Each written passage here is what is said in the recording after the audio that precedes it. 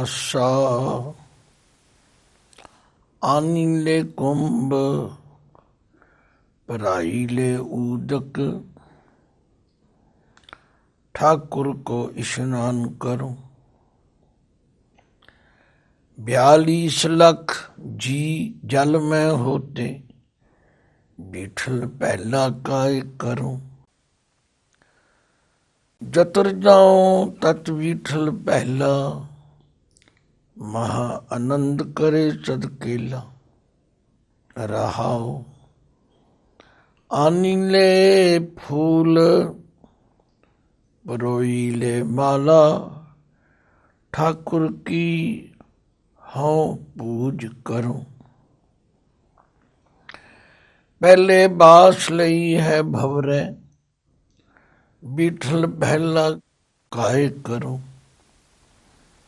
आनीले दूध रिधाई ले खीरंग ठाकुर को नैवेद्य करो। पहले दूध बिटार्यो बछरे बिठल पहला काय करो। इबे बिठल उबे बिठल बिठल बिन संसार नहीं। थान थनंतर नामा प्रणवै पूर रहो तू सर्व में। वाहिगुरु जी का खालसा वाहिगुरु जी की फतेह। गुरु सवारी साध संगत जितने प्रेम नाल जितनी लगन नाल बाणी नूं पढ़ांगे बाणी जी विचार करांगे तो समझ आ जाएगी कि वाकई बाणी गुरु है। बाणी गुरु का काम है ज्ञान देना। ज्ञान एक ऐसा दीपक है जिसके नाल अज्ञान दूर हो जाए। तो भगत जी की बाणी नूं विचारदिया होइया एक ख्याल आया साडे विचों डूंगी विचार करन दी बिरती की घाट कार एक ऐसा समा भी आया कि कुछ मैं नाम नहीं किसी का लेना पर मैं पढ़िया सब कुछ लोगों ने भगत बाणी का विरोध किया। आख्या भगत बाणी गुरु ग्रंथ साहिब चों कढ़ देनी चाहिए। पर उन्हां लोगों ने यह नहीं सोचा कि असी भगत बाणी ते किंतु करके कि गुरु अर्जुन देव जी महाराज ते किंतु नहीं कर रहे, कि गुरु नानक देव जी ते किंतु नहीं कर रहे, कि भाई गुरदास जी वर्गे कथनी ते करनी दे पूर्ण गुरसिख दी किंतु नहीं कर रहे, कि असीं उन्हां नालों बहुत सियाणे पर आप अपनी बुद्ध है जी। तो गल की उन्हां लोकां नूं शर्मिंदगी का मूँह देखना पिया। भाई गुरु ग्रंथ साहब के अंदर आद तो लेके अंत तक जो बाणी है वो ब्रह्म रूप है और वो साडे वर्गे अज्ञानियां नूं ब्रह्म की लखता करो। ये ठीक है कि जदों कोई मनुख तुरदा है किसी मार्ग ते उसनूं विरसे विच कुछ चीज़ां मिलदियां।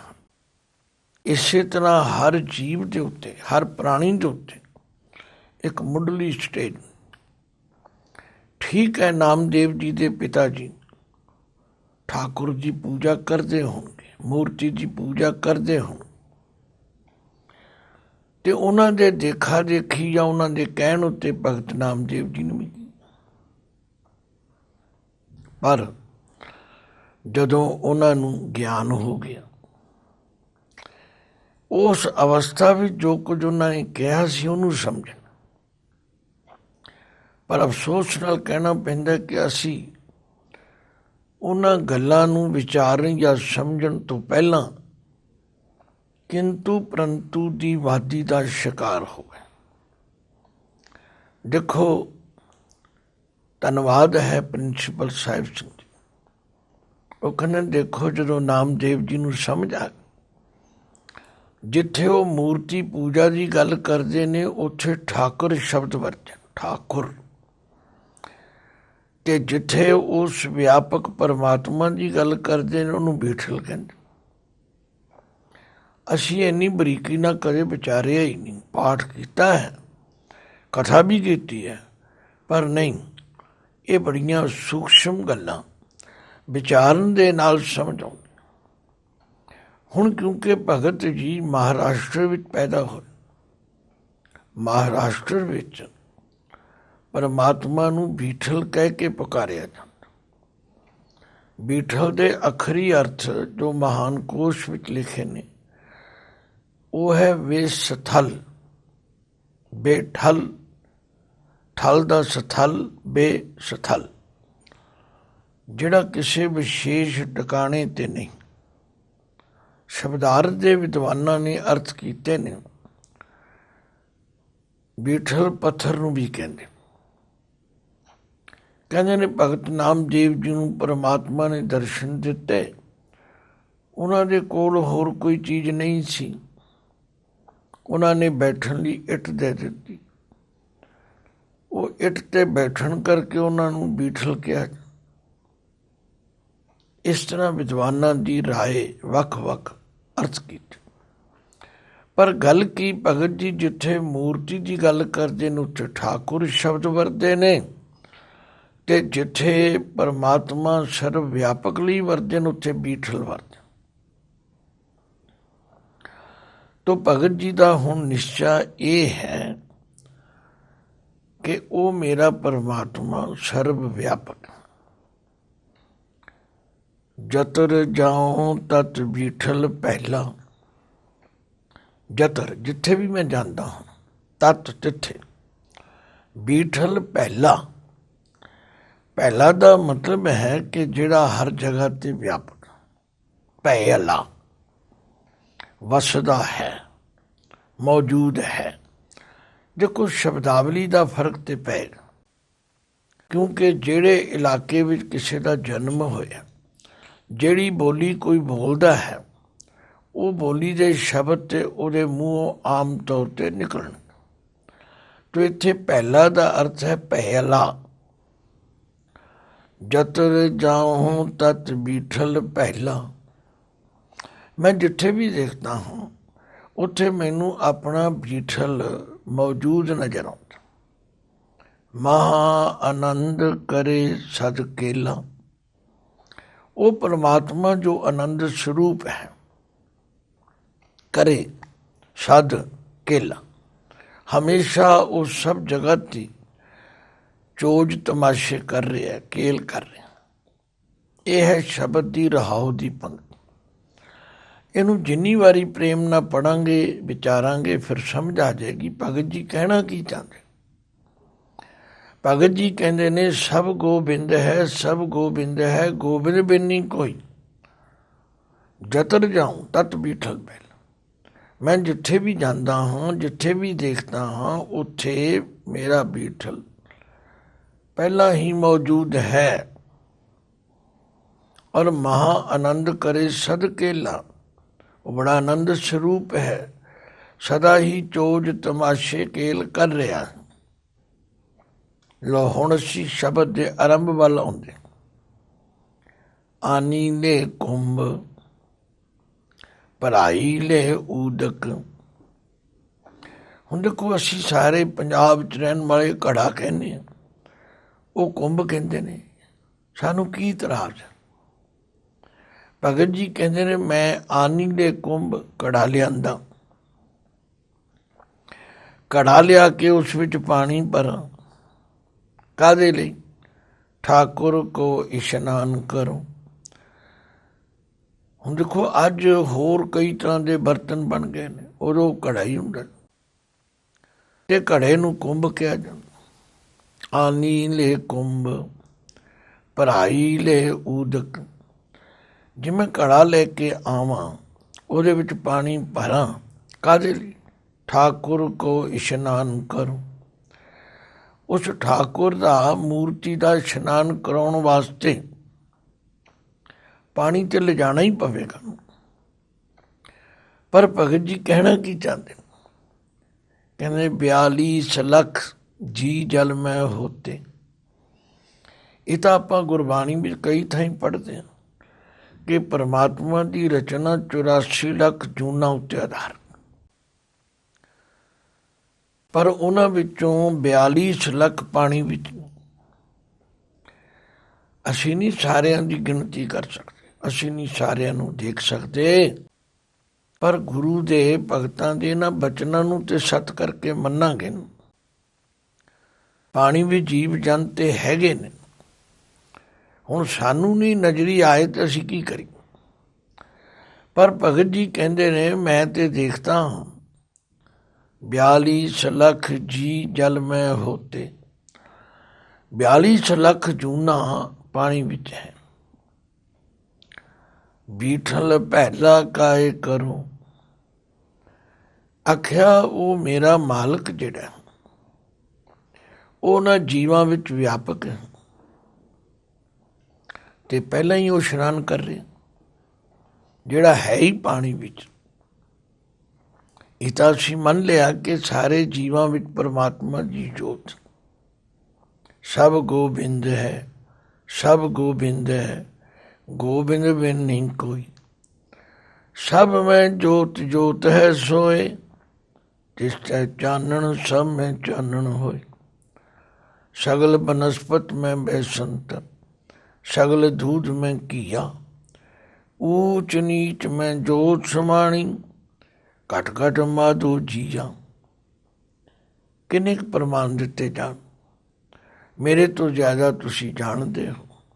ਭਗਤ ਜੀ ਸਮਝਾਉਣਾ ਇਹ ਚਾਹੁੰਦੇ ਨੇ ਕਿ ਪਰਮਾਤਮਾ ਆਲਰੇਡੀ ਉਹਨਾਂ ਪਾਣੀ ਵਿੱਚ ਰਹਿਣ ਵਾਲੇ ਜੀਵਾਂ ਵਿੱਚ ਵੀ ਵਿਆਪਕ ਹੈ। ਆਨੀ ਨੇ ਕੁੰਭ, ਭਰਾਈ ਲੈ ਊਦਕ, ਠਾਕੁਰ ਕੋ ਇਸ਼ਨਾਨ ਕਰੋ। 42 ਲੱਖ ਜੀ ਜਲ ਮੈਂ ਹੋਤੇ, ਬੀਠਲ ਪਹਿਲਾ ਕਾਏ ਕਰੋ। ਮੈਂ ਆਪਣੇ ਬੀਠਲ ਦਾ ਕੀ ਇਸ਼ਨਾਨ ਕਰਾਂ? ਉਹਦੇ ਪਹਿਲਾਂ ਹੀ ਮੇਰੇ ਤੋਂ ਪਾਣੀ ਵਿੱਚ ਇਸ਼ਨਾਨ ਕਰ। ਜਤਰ ਜਾਉ ਤਤ ਬੀਠਲ ਪਹਿਲਾ।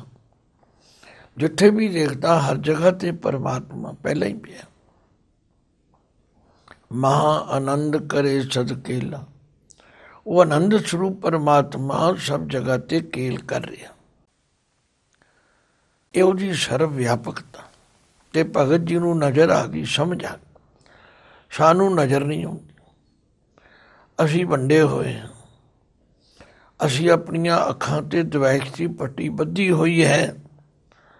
ਹਾਂ, ਇਹ ਦਵੈਸ਼ ਦੂਰ ਵੀ ਹੋ ਸਕਦੀ, ਜਿਵੇਂ ਧੰਨ ਗੁਰੂ ਅਰਜਨ ਦੇਵ ਜੀ ਫਰਮਾਉਂਦੇ ਨੇ, ਬਿਸਰ ਗਈ ਸਭ ਤਾਤ ਪਰਾਈ, ਜਬ ਤੇ ਸਾਧ ਸੰਗਤ ਮੋਇ ਪਾਈ।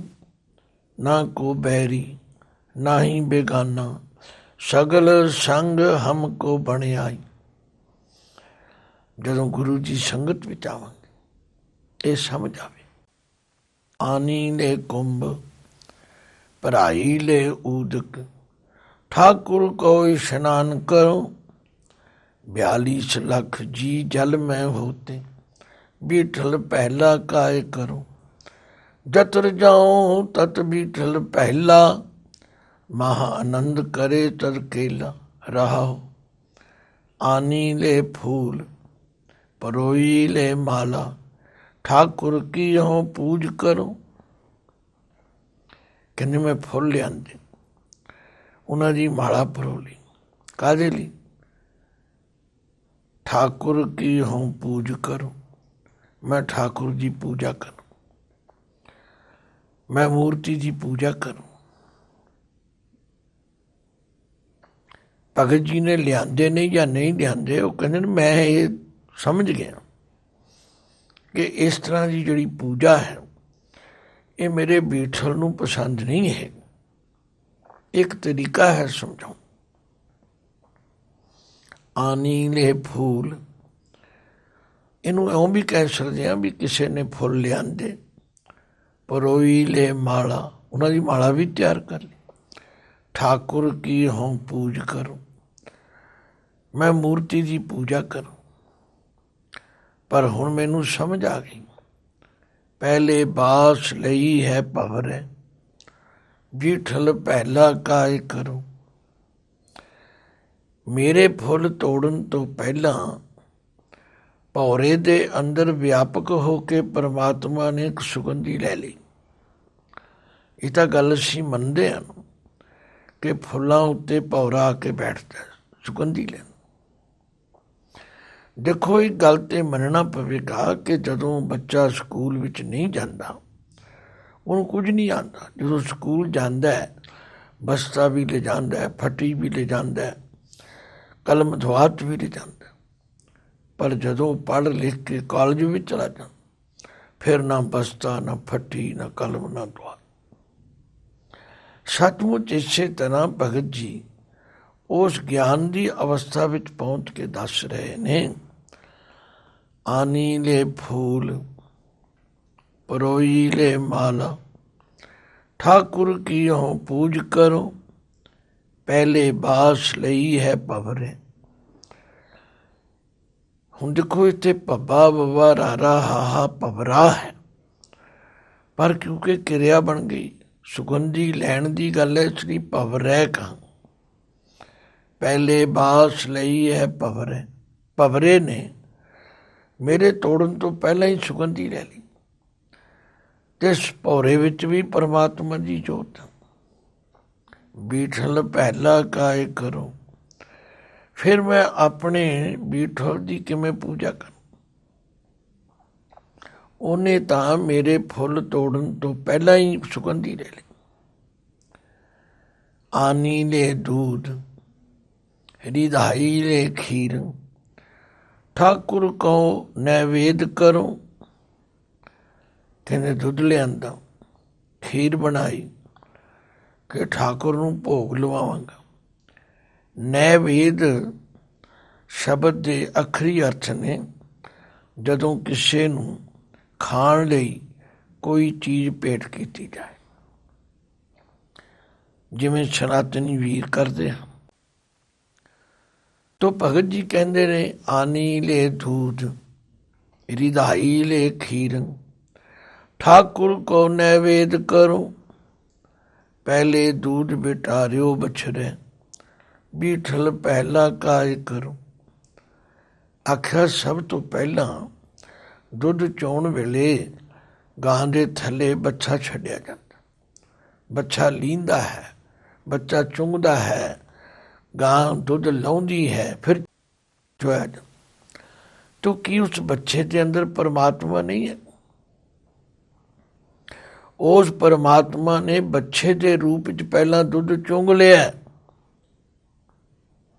ਜਿਹੜੇ ਦੁੱਧ ਦੀ ਮੈਂ ਖੀਰ ਬਣਾਈ ਹੈ, ਜਿਹੜਾ ਦੁੱਧ ਮੈਂ ਠਾਕੁਰਾਂ ਦੇ ਅੱਗੇ ਰੱਖਦਾ ਹਾਂ, ਉਹ ਤਾਂ ਮੇਰੇ ਤੋਂ ਪਹਿਲਾਂ ਹੀ ਬਛੜੇ ਨੇ ਬਟਾਰਿਓ।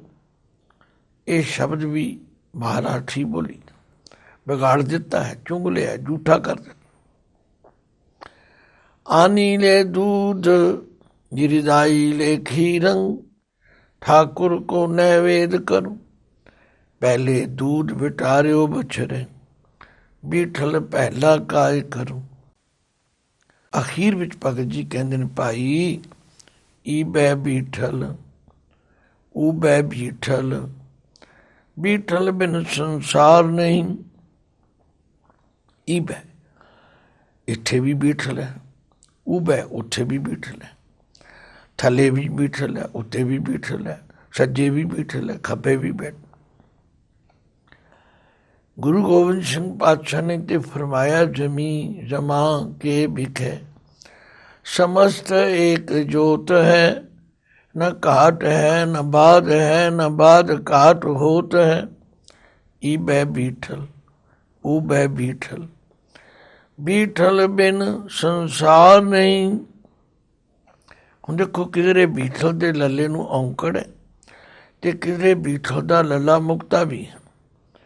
ਕਿਉਂਕਿ ਜਦੋਂ ਬੀਠਲ ਬਿਨ ਕਿਹਾ ਬਿਨ ਦੇ ਨਨੇ ਨੂੰ ਔਂਕੜ ਲੈ।